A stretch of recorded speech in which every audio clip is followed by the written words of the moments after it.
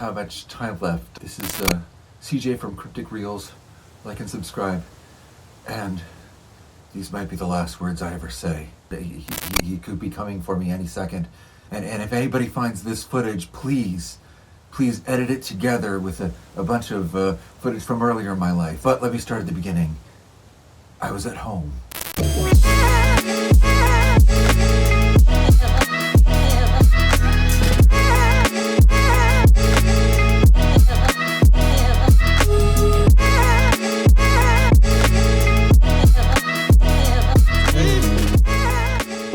Hi.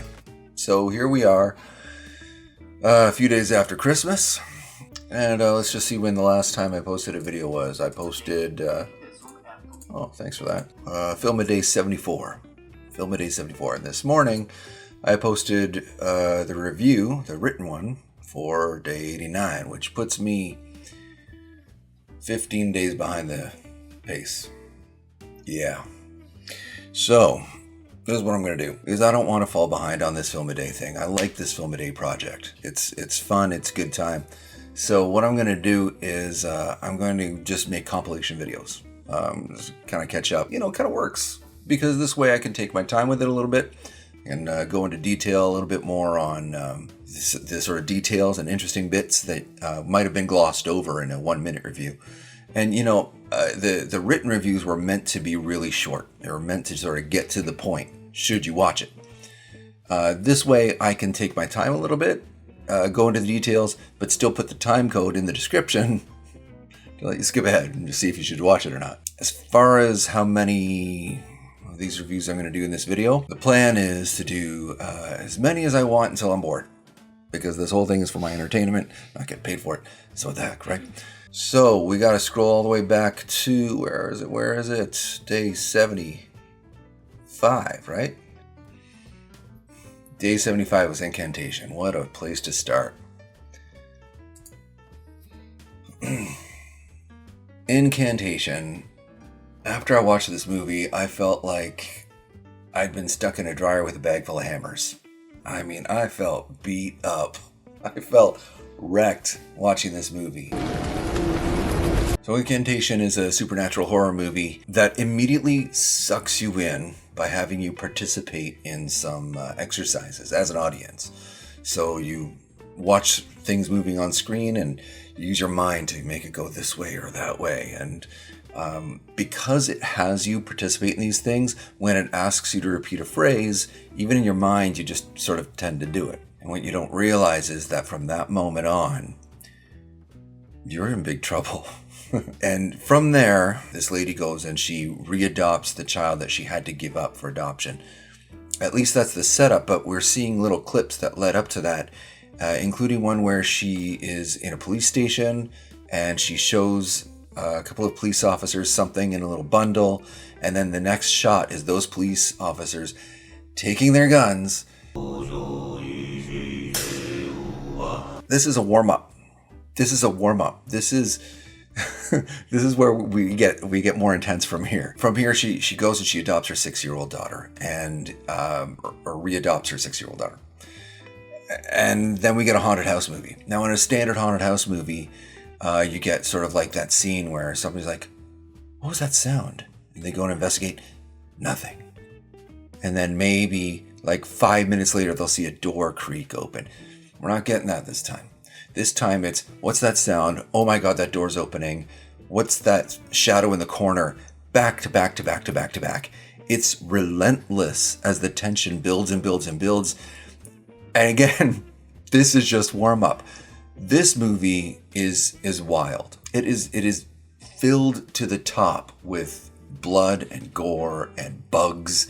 Lots of bugs. People being possessed and doing terrible, terrible things. Just random people, too. People you don't expect out in the world, not confined in a haunted house or anything. Nowhere is safe. No one is safe. There's this ton of violence and rotting alive and holes opening up across your body. And it's full on.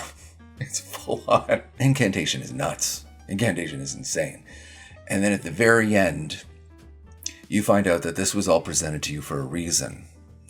A reason that leaves you, as an audience member, a pretty dicey situation. So should you watch it? Yeah, I'd rather you watch it because now I've seen it, and the more of us see it, the less cursed I'm going to be. But realistically, how strong are you feeling? Are you ready for this? Because, I mean, this is an ordeal. This is not a casual sort of like, let's watch a horror movie, just have a fun night. It's sort of fun, but it's also exhausting. So be ready for that. It's got to be on that level. The blood and the gore is visceral. This is going to get under your skin. So if you're up for that, see it. Next up, number 76. I am not going to sing the numbers for all these things. Don't make that a standard, CJ. Okay. Number 76. Let's lighten the mood. Let's see Troll Hunter. Troll Hunter was one of those things, you see the poster and you think, oh, that looks dumb. And so you just, there's no part of you that wants to see Troll Hunter initially. It just looks stupid. But a friend of mine really convinced me, oh, you've got to check it out. It's amazing. And I'm like, all right.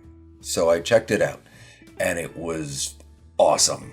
It's so fun. So the idea behind it is there's a bunch of, I think, student filmmakers, it's always student filmmakers, that are tracking down some bear poacher. They're trying to figure out why this guy's poaching bears, why they keep finding these dead bears everywhere. And they track the guy down, but he's not poaching bears.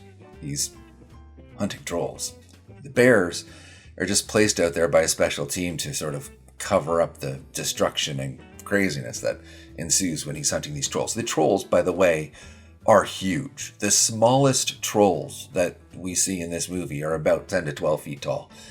They're monsters, and they look right out of the storybooks, like just this, you would think just by design that there would be nothing intimidating about them. But it was 2010, and the CG was perfect. It looked great. I mean, you could find the flaws, but it's forgivable. You just look like you're looking at a real troll on screen. And this guy does not have super weapons. We are not superheroes here. We are people dealing with giant beasts. And so lots of screaming, lots of running through the woods, lots of hiding, lots of gross stuff too. There's like gore, but it's very fake gore. So it's just like a lot of goo in this movie, which is more funny than gross. This is a romp. Honestly, this is the kind of thing that's fun for the whole family. And I know I'm prone to using that expression a little loosely, but honestly, I really think anybody of any age, except for maybe little kids, would really get a lot out of this movie. Maybe keep little kids away from it. It's a little bit intense for them, a little full on, but it's super fun. Not scary at all, but a wonderful adventure. You're gonna have a good time. So Troll Hunter is great. By the way, I'm at this point in the list climbing the Wiki Top 50, which means a lot of movies are going to be good back to back to back. That trend will be over as soon as I get to the top of that list. So forewarned. I don't remember how far up this one was, but yeah, it's going to sound like I like everything at first. It's just where I was in the list. We're going to get in the crap later. Trust me. All right. Number 77, Noroi the Curse. It's one of those rare mockumentaries that feels really, really real. There's just something about, I don't know, the film quality they use or something about the way they put it together.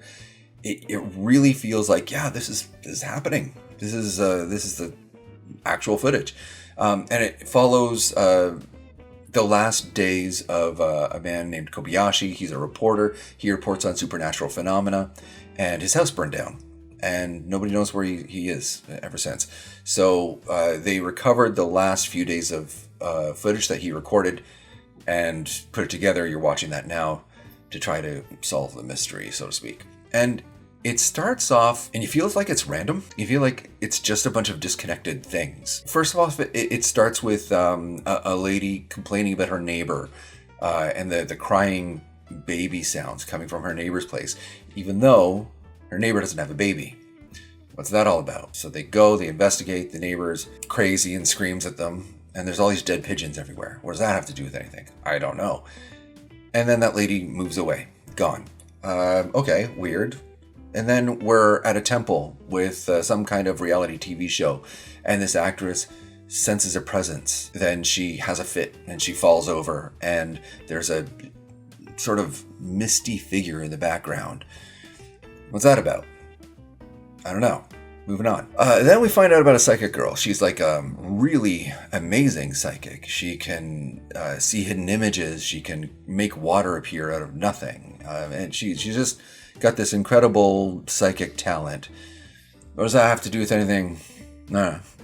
And then it all kind of starts coming together with the introduction of the super psychic, this guy who's having a constant meltdown. And then when he's not having a meltdown, he's fighting to not have a meltdown. This poor guy is in constant suffering as he's trying to fend off these, as he puts it, invisible worms. What does that have to do with anything? Well, it all starts adding up. All of these things have to do with each other. They're all related, even though they don't seem like it, even though it seems like a bunch of random stuff. And we start putting these puzzle pieces together gradually, slowly. We still don't know what happened to Kobayashi. And we go on to this grand adventure. It ends up being actually not just a big puzzle to solve, but like a big adventure to go on. And they figure out a solution to the problem. I won't give away. And they go and do it. Well, I'm not going to tell you how it turns out, but I will say that the ending was an interesting twist. Satisfying ending. I'm going to leave it at that. So should you watch it? Yeah, for almost everybody. I mean, I don't think there's going to be too many people who won't like this. You know, it's actually strangely pretty bloodless. There wasn't any gore. Yeah, really easy to digest. I mean, a little confusing. You have to be patient with it. And if you're impatient, if you're just not feeling like letting things soak in, don't watch this today. Save it for another day. But when that day comes where you're feeling like, okay, I'm ready, show me a mystery. This is your movie, Noroi the Curse. And it's good times. It's near the top of the wiki list for a reason. People actually often cite this as their favorite found footage movie. With good reason. It's really good. Oh, the only other people who might not like it is people who don't like subtitles, which used to be a bigger thing. I think these days people just watch everything with subtitles. They don't think about it. But, you know, back in my day, people were kind of funny about subtitles. I don't know. That's fine.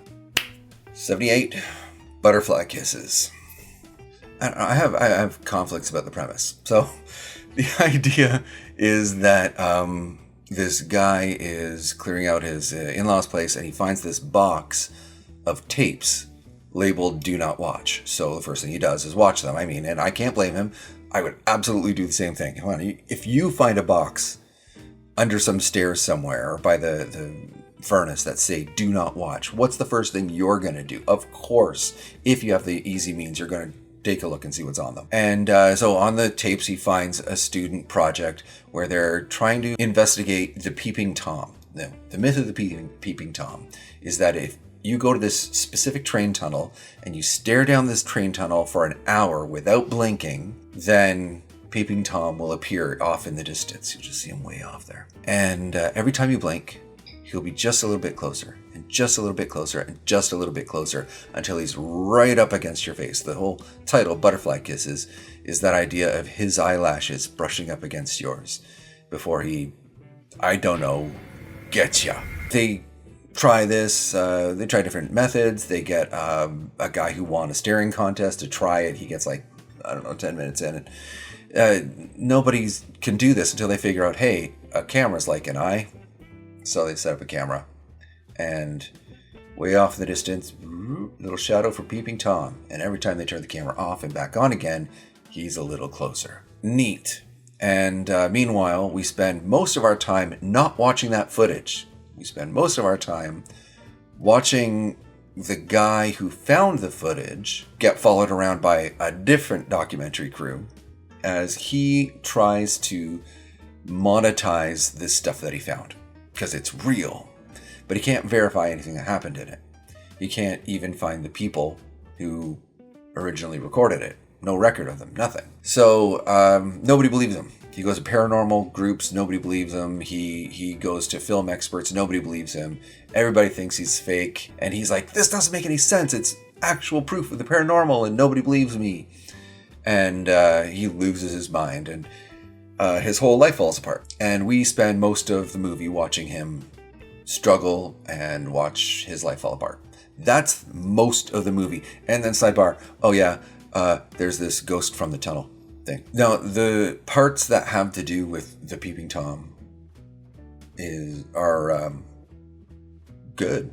They're haunting. They're great. And the parts that have to do with a guy who's trying to monetize the footage are desperate and sad. So, I don't know. The ending was good. The ending was actually remarkably good.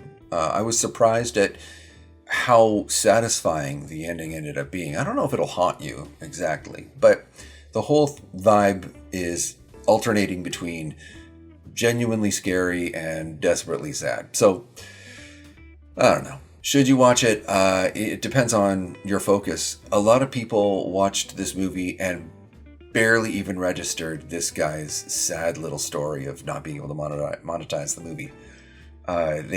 They mostly just found it a very haunting film. And lots of people love it.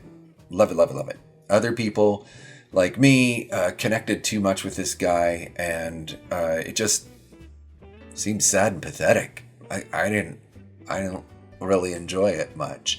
I mean, I enjoyed half of it. I enjoyed the parts with the Peeping Tom. That was an interesting movie and great ending, undeniable. But, oh man, was it bogged down by this stuff. So, I don't know, mileage may vary. I'm trying to think of what to tell you as far as like how you could make a decision for yourself on which camp you're going to fall into. And I think maybe, ironically, if you don't actually connect with people who are trying and failing on a project much, you'll be fine. I think maybe that's part of my personal life, like I have like untreated ADHD, and it makes me sort of abandon projects a lot. I'm amazed I'm this far in the Film a Day project. I'm like, part of my like drive to get the Film a Day project to a full year completion is just to finish something big. I mean, that and it's good training for me because I want to make my own found footage movie. And I have all these scripts and everything, but it's like, do I have the follow through? Can I complete things I start? So watching this, I think triggered me. I think that's why I'm being so like picky about it. So these are my personal issues. So I'm like admitting to that now so that you can put into context everything I said before. You might actually end up just not registering any of that and just loving this freaking thing. So a lot of people do. Day 79, The Taking of Deborah Logan. This one's dicey. The premise of The Taking of Deborah Logan is that this is a group of people who want to follow a lady as she and her family deal with her oncoming Alzheimer's symptoms. And it's tricky because my first concern when seeing this in a horror movie context is how exploitative is this going to end up being? Are we going to make light of the disease itself? And again, personal issues. I've been up close and personal with people who fought with dementia, or my poor grandma not being able to remember who she's talking to on the phone, and then knowing that as I'm sitting there talking with her, she won't realize I'd been there for 5 minutes and we'd been talking the whole time. She'd be like, "Oh, hi." And she won't remember our conversation. We can just say the same things over and over for every 2 minutes. And I mean, it's tough. It's tough when you know someone your whole life and then all of a sudden their mind is a skipping record. Since it's happened to more than one person in my life, I kind of have had to prepare myself for the possibility that someday, for whatever reason, these things happen, my brain might do the same thing. And so it's a bit haunting. And so to go into watching a movie based on this premise and to know it has a horror movie twist to it, it's a little tricky. I wasn't sure how I'd feel about it. I thought maybe I'd be kind of triggered. I'm sure a lot of you out there maybe have the same concern. You've got these experiences in your life, these experiences that leave their mark on you. And you think, like, do I want to deal with this in a movie? Well, I think it might be worth it. When the movie starts, the crew starts following this lady, and I don't know, she's got some kind of secret, but you're not sure what it is. And setting that issue aside, she is a lovely person. You fall in love with her immediately. She's great. And then suddenly she's terrifying. She just turns on a dime, and you are scared of her. And then she's lovely again. And it goes back and forth until those moments where she's lucid and herself gets smaller and smaller. Now that could be very, very sad, but the irony of horror is that we are relieved from that sorrow by her just being scary as hell. In fact, it's so much more comfortable to be terrified than it is sad. And she's terrifying. Absolutely.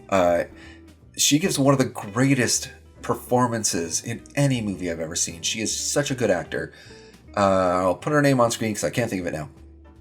But she's so good. Riveting. Like, you can't tear your eyes off of her. Things get scarier, more dangerous, a few supernatural things. And there's great twists and turns to the plot. The plot is not just a straightforward spooky lady gets spookier. There's actually some interesting ins and outs to what goes on, but I don't want to spoil any of it. So I'll just say there's lots of little twists and turns to where this story is going, and the number of secrets that are hidden. And I'll just leave it at that without giving away too much. So should you watch it? Yeah.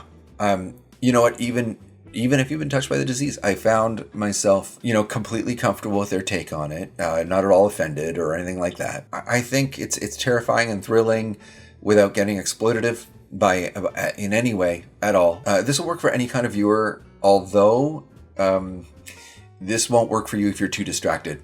You're going to want to have paid attention to what's happening. So actually look at the screen for the whole time. You don't have to study the screen. You don't go. It doesn't have to be like that. But don't go on your phone while you're watching this movie. Just watch it, and you'll love it. It's a classic. Okay, number 80. I'm gonna end here because it feels like I've been talking forever, even though according to the recording, this isn't even gonna be that long of a video. But I'm gonna stop here because I'm getting bored. So day 80. Oh, I keep saying that name wrong. Gonjiam, Haunted Asylum. I think I keep wanting to say Gojira, which is wrong.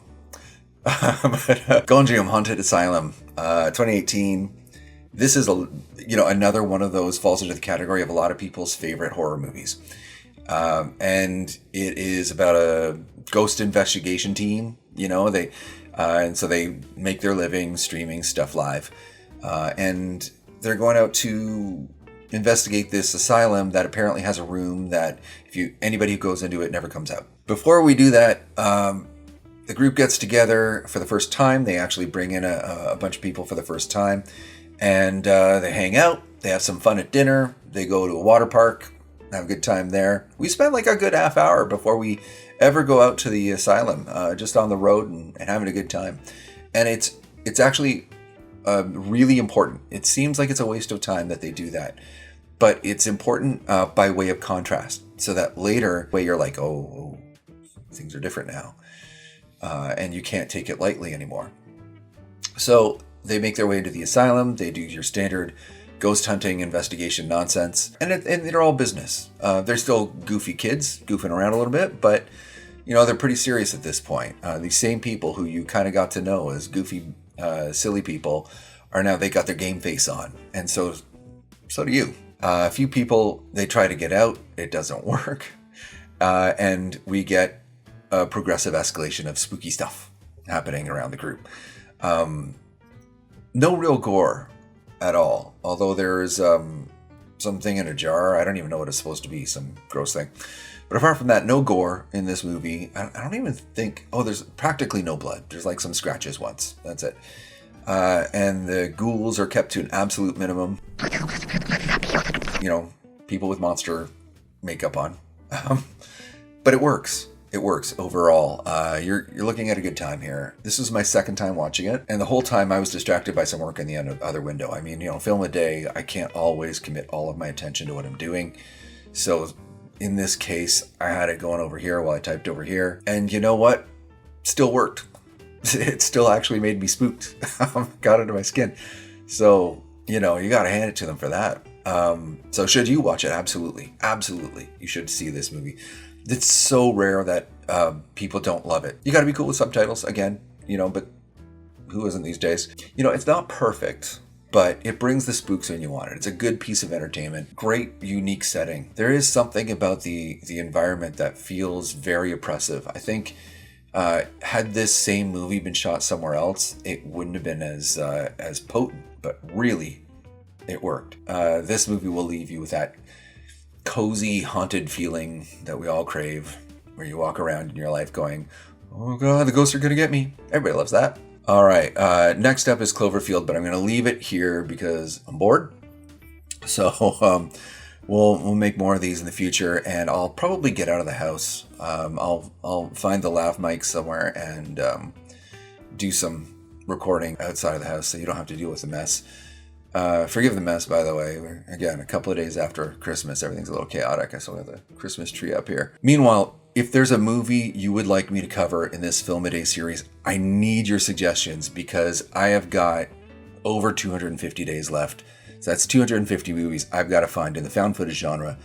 Leave a comment, please. Help me out and tell me what I need to watch. That'll do. See y'all next time. Bye. I am your God now. Join us in hell.